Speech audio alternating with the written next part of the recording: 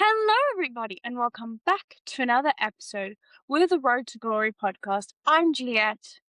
And I'm Cecilia, and today we are making a slightly different episode to what we usually do, because if you are a regular listener, you'll know this is like very feeder series centered podcast. However, obviously also our name is Road to Glory, which can be many different things. One of them being a Formula E. So we are here today to talk about our experience actually volunteering at a Formula E race last year, finally. Yeah, exactly. Yes, we do focus on feeder series, but you know what's an end goal for some feeder series drivers? Formula E. As we have seen last year, we saw Pepe Marti not actually finish the F2 season and leave to go and do Formula E, which we've had before with Taylor Barnard the year before and Zane Maloney. So I feel like it ties well within what we talk about on this podcast and the end goal for these drivers in feeder series. So yeah, we volunteered at the London E-Prix last year. I don't know if you're watching this and not listening, you can probably see by my shirt. Yeah. It's very bright, it's green. But yes, we volunteered at the London E-Prix and it was such an amazing experience. So we're just going to talk to you a little bit about like how to volunteer, the kind of the different roles, although we only experienced pretty much two of them. So we'll talk about those. And then also what we got to experience while we were there. So yeah, I think we can dive straight in. Yes, definitely. So I guess we can start off by talking like about how did we come about? Like how did we become volunteers at Formula E? And basically, it is a pretty easy process. So definitely if you're interested in Formula E or if you're interested in working in motorsport, I know like a lot of the volunteers I met there, they were all very interested in just like gaining that small bit of experience. Definitely worth the shot to try and like apply to volunteer, because it was super easy with just like whenever we get closer to a specific E-Prix, the Formula E website will open up for like a portal of like apply to volunteer at this race, like basic information about yourself and what role you would preferably want to end up in. Exactly. And if you are chosen to go through the first stage, you have an interview about like a month or so before the event. And then you get told a couple weeks later if you get it. It's kind of a little bit last minute sometimes in Yeah, terms, because I think it was like 3 weeks before that we found out or so. And like you had to book flight to come yeah, because obviously we're doing London E-Prix, and hotels and that kind of stuff. So just be prepared to like kind of do things a little bit last minute. But I think because they have so many different races going on, they can't do it in such far advance. So they kind of have to do it just before the race is happening. But it's 100% worth it. Now, to do with the roles, you can say which role you want, but it might not be the role that you will get. We both actually applied for content champion because we like the media side of that, yeah. and that is where we want to go into working in motorsports. But I think that's actually the role that's the most applied for. I think it's Oh, very popular. So unfortunately, we did not get it, but the content champions that were there were great. They do content for the volunteers. So you're not doing content for actually Formula E. It's to show what the volunteers do, but you do get a lot of perks with it, which I think we'll explain a little bit later on. But there are many, many different roles that you can apply for. And even if you don't get the one you want, you will always be placed somewhere else if you are chosen. Like there's quite a lot of roles. So like they'll fit you. Like it's not guaranteed when you apply that you'll get a role, but there is a good likelihood that you will. yes. Also talking about the difficulty of getting specific roles. Of course, like there is a difference like how many volunteers they need in the specific role. So obviously making content for the Formula E volunteer Instagram page, for example, they are not gonna be needing, they won't need as many people in that role as say the gaming champions that are basically running the gaming arena, where it is the simulators that is a very popular attraction, by the way, which is also where we ended up part of the days anyway. So yeah, they're gonna need a lot of people there, and if you are chosen, it will be likely, especially if it's your first time, that you will end up in the gaming champion role. Because from my experience talking with the other volunteers, a lot of them were first-time volunteers. So like, if they don't really know where exactly to place you, that is probably gonna be a likely place you'll end up. Definitely. There's so many spots available in the gaming area. And as you mentioned, with roles only having a certain amount they need on the days, on the Friday, I was a sustainability champion because that's the day they needed sustainability champions. Because we had special roles, special things that we had to do that day. But they didn't need as many on the Saturday and the Sunday. And because I was a little bit late trying to book my shifts, they were all gone. So then I emailed and they said, "Oh, that's fine. You can still come in if you want, and you can be a gaming area champion." Because obviously that's kind of where there's a lot of roles, so they can put you there, and it's not too hard to do. So I actually had 2 roles. Flex. Yeah. Amazing that you got to see both sides of it, because I Yeah. will say some of the roles definitely get more like accessibility to some of the more interesting areas, saying the pit lane, for Yeah. example, being a big one of them. I will say, as I only volunteered as a gaming champion for all 3 days, and like we were very much restricted to that area, but obviously we could still like go around the fan zone. Also, we were lucky enough to also get tickets for the race on the Sunday. Love you, Nissan. An employee from Nissan just randomly came up to us like, "Oh, don't you have tickets for the race? Here you go." So thank you so much. Will ever be my favorite team simply because of that. Yes, and it was literally 10 minutes before the race on Yeah. Sunday, and we were just sitting because in the fan zone, they had, like, a free viewing area, and we were just sitting there, and then this employee just came up and Yeah. gave us tickets, which was so incredible. But back to your point of the different Yeah. roles are in different areas, I will say that was the nicest thing about being a sustainability champion on Friday, is because we actually had something called Inspiration Hour, where kids from schools or the surrounding areas could apply, and then they could come and get like a tour. Because on the Friday, it's not actually open to the public, it's open to guests who are invited. So, as a sustainability champion, we had groups of people that we would fetch, bring inside, give them a whole tour of the fountain. They could go to the gaming area. They had a talk on stage by people from Formula E. They could check out all of the stores and stuff. But then the best part was we gave them a pit lane tour. So while we're giving all these kids a pit lane tour, we're getting one ourselves. So we had like 2 sessions where we gave people pit lane tours so we could go up and down the pit lane. The drivers weren't there when we were in there, but towards the end of one of our pit lane groups, we were taking people out, and the drivers were coming back from speaking to the FIA, and literally all the drivers just walking towards us. So you Yeah. do get that like behind the scenes special moments. I ran screaming after Taylor Barnard to get a photo because he's my favorite driver, or was last year. Didn't hear me.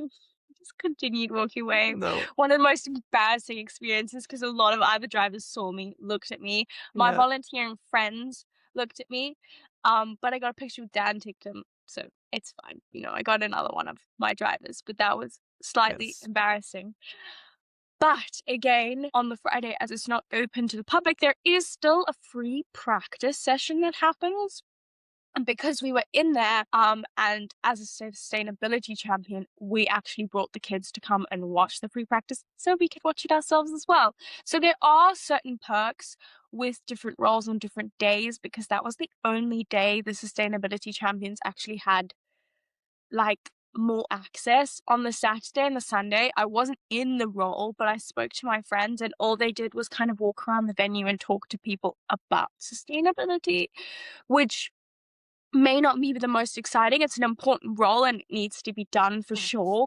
But yeah, there's definitely different perks to all of the different roles. Yes, definitely. I also like looking at this year. I know for a fact we will definitely be applying again to Yes. volunteer. maybe not as a gaming arena champion. I was like, obviously I didn't apply that the first time. I just accepted it because like it's good to like get your foot in and like have the experience as well, Yeah. and then you can always hope for a different role the second time around. But yeah, looking at the different roles, if I had to like again choose one, that's also the difficult thing about the application process is you can say like which role you prefer, but like as far as I remember, you couldn't really like rank Mm-mm. other options, which would have been great now that you obviously can't be guaranteed your first choice. So Yeah. like it is difficult to just pick one because I would say like if I wasn't able to do content, I would also look into possibly applying for the Girls on Track Champions, which is obviously super important, super nice role. Kind of similar to the Sustainability Champion role on the Friday of just having a group of girls who are from Girls on Track, like introducing them to all different things, Formula E and how you can work in motorsport, stuff like that. But also there's something called the Ceremonies Champion, which is also like something to do with obviously podium ceremony, giving people out wristbands to like the pit lane walks that they can do like as fans, stuff like that. Also sounds super interesting. But like in general, there's not any role in specific that it is like a bad role. We could No. maybe discuss the water champion, but like that is also still important. Yeah. Maybe not as exciting.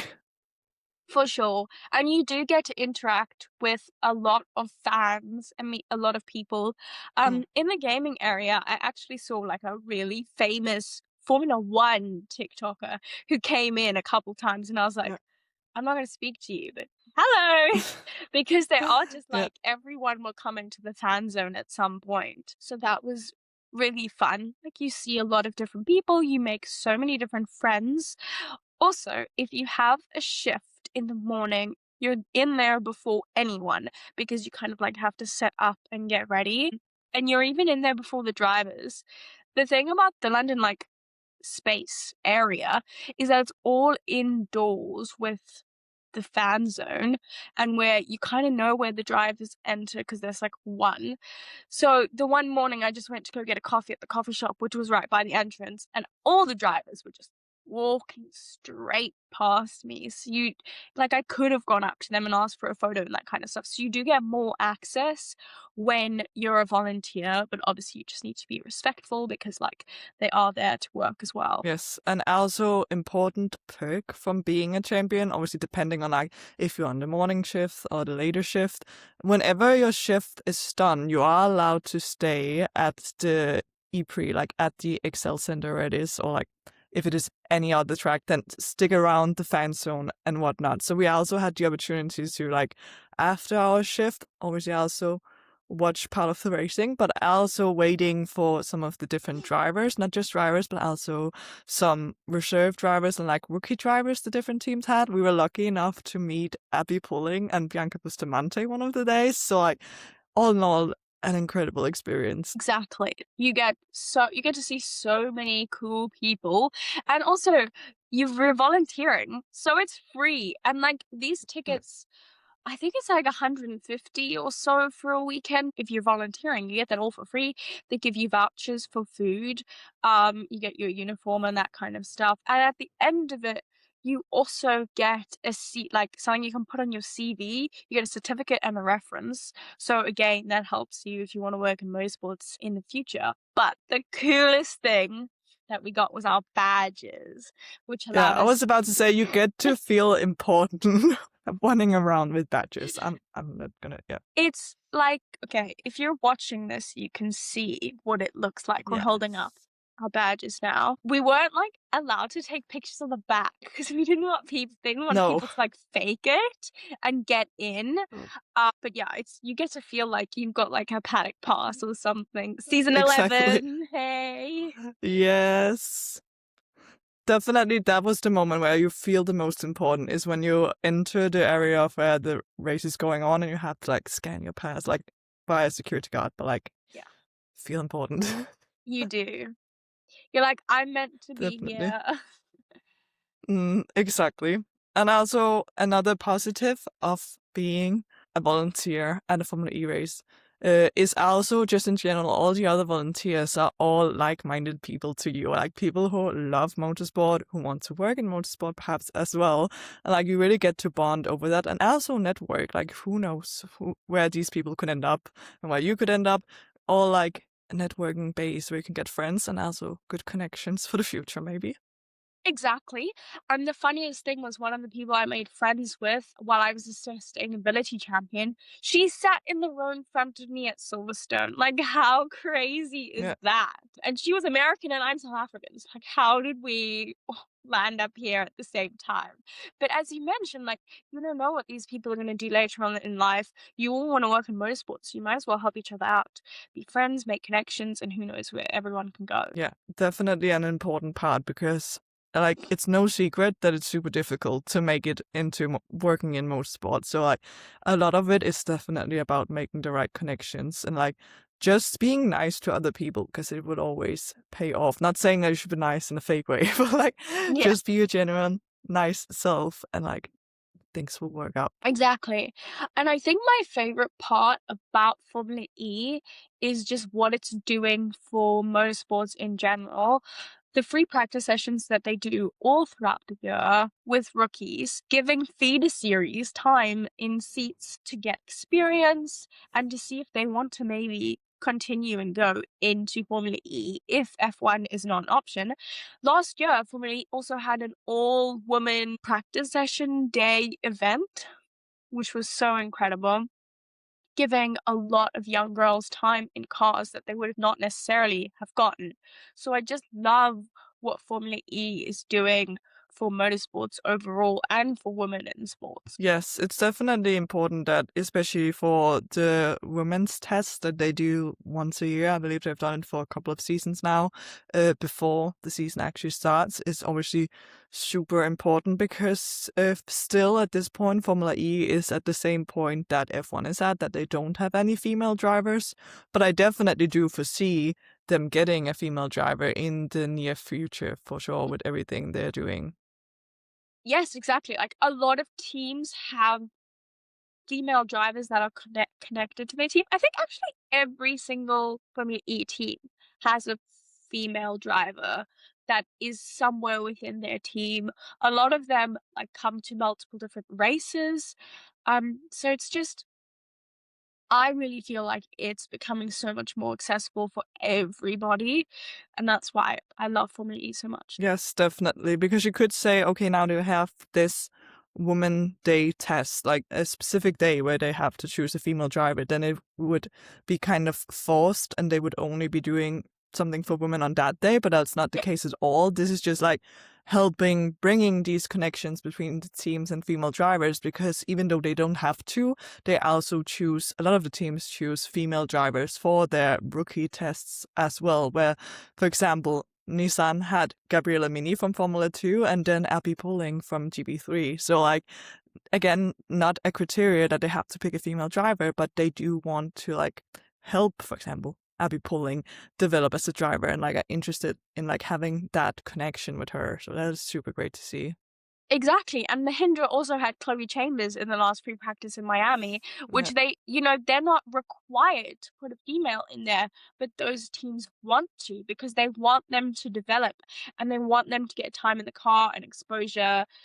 So there are a lot of women closely connected to these teams, which is so important when it's not forced. Yes, definitely. Because you can like question at other parts when you see, like, for example, we have talked about this before in Formula One with some teams, it seems like they're very much just doing things for female drivers because it is a requirement.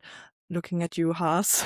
um, but with this, it feels more organic in a sense, and I'm sure it is helping the sport going in the right direction of getting more female drivers, which we all want to see. Obviously, also like obviously in all different roles with the whole girls on track. They don't only like show like women can be drivers; they can be in like every different kind of role within the motorsport world. Exactly. Um, I feel like we've spoken about kind of everything to do with our experience. I will round it off by saying that it's so, so worth it for the connections that Yeah. you make, the people that you meet. the opportunities that you get, and just the whole experience is so incredible that I highly, highly recommend that you, if you have a Formula E race kind of near you, just apply. You never know what will happen. Yeah. Also, as a person who don't have any Formula E race in my country, like the closest ones are probably in Germany with the Berlin E-Prix, but I don't speak German, so I'm afraid of applying to that. I know technically it's not completely a requirement that you speak the language of the country, but I do see in a lot of roles it definitely being an advantage to do so. So like I applied at the London E-Prix because obviously I speak English. But yeah, keep in mind if you live far away from an E-Prix that it is all very last minute, so you have to be prepared for like either you can obviously also just book everything and just cross your fingers Yeah. and go as a fan anyway, but definitely be prepared to like do things kind of last minute because it will be worth it 100%. Also, now we are not that into Formula E yet. Like going to the E3 last year, we actually didn't know like too much about Formula No. E, but we are definitely making it a mission to get more into Formula E this season. Yeah. Also, now this is just like a short episode talking a bit about our own experience about Formula E, but like let us know if you want more content related to Formula E, because like we can definitely dip our toes into that as well. Yes, and if you have any more questions about our experience with volunteering and that we did not answer in this video, comment because we're happy to answer any questions that you have. I've also made it a goal of mine this year to fully get into Formula E. Like, I couldn't watch Yeah. the first two races. What did I do this past weekend? I re-watched them. Like with the recording Yeah. because I need to be up to date with everything that's going on. I also now like have a driver, like a driver I love. So I have more of an incentive to watch because I need to see my driver doing well. Yeah. So if you don't have a driver in Formula E, pick one, or they'll probably pick you to be honest, and then you'll just want to watch it Yeah. even more because you want to see your driver do well. Exactly. Because like if you are not watching Formula E but like you're watching all different kinds of motorsport like Formula One, Formula Two, whatnot, you are missing out because Formula E has great racing. Also, obviously with the whole sustainability thing, definitely a different Mm, aspect to motorsport that is not as present in a lot of other series. So super important for that as well. Also, that sustainability is not just about the cars being electric, it is also about getting more diversity into the sport. So like just Formula E overall, super great. I still need to pick a driver, yeah, actually, because I am not committed to one yet. And I feel like whoever I will choose will just lead to heartbreak. Because be aware, Formula E is very much in that sense the same as Formula 2, that you are bound yeah. to experience heartbreak because things can get very chaotic very fast. Very much so. The other perk about Formula E is its season is quite different to Formula One. Like they Yeah, started their season this year, December. So like right now, yeah, we're in the off season of F1, right? Formula E is on. You can watch Formula E. mm, I think the next race is like on the 12th, 13th, 14th of February. It's that weekend. So like what are you missing out? I know we can't actually watch Formula One testing in this coming week, so you can watch Formula E. yeah. Just putting it out there, you definitely should. And also, like, if you ever have the option to volunteer, definitely go for it. Obviously, there are no guarantees that you will be chosen, but still, at least try. You never know what can happen. We will definitely be applying again this upcoming season. I was about to say, we are already in the season. We will be applying again whenever that opens, and fingers crossed for whatever role we'll be in, but you can be sure that we'll definitely keep you updated on that as well. Yes. So thank you so much for watching this episode. Make sure to subscribe, put the notifications on. If you're watching on Spotify, make sure you're following us. Follow us on all of our social medias, Instagram, Twitter, TikTok. Let us know if you have any questions.